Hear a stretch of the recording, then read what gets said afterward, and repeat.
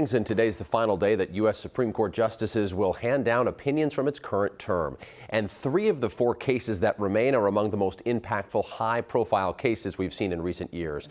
Possibly the most anticipated involves President Trump's executive order to end birthright citizenship for babies born in the U.S. to non-citizen parents.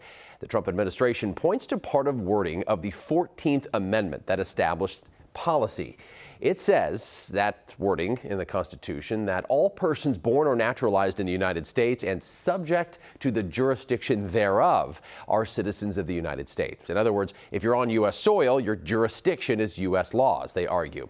The president's attorneys claim that phrase implies allegiance to the laws, and therefore babies of non-citizens owing allegiance to another country are excluded from blanket citizenship. This has been a key part of his immigration policy. But the president said yesterday he would accept the high court's decision, whatever it may be. Birthright citizenship, what are your thoughts, and will you accept it if it rules against you? Well, I guess I have to accept it's the Supreme Court, so I'll accept. I think it's very bad for our nation. We're the only nation that does it.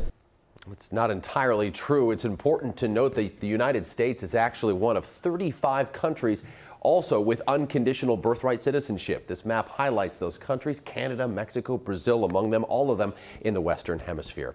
This morning, we're also awaiting rulings that involve transgender youth sports. 2 cases from Idaho and West Virginia are challenging bans on transgender girls from competing in girls' sports teams. Justices will decide whether those state laws are consistent with the 14th Amendment and the 1972 federal law banning discrimination in schools. When both cases were heard, justices signaled they were likely to allow those laws to stand.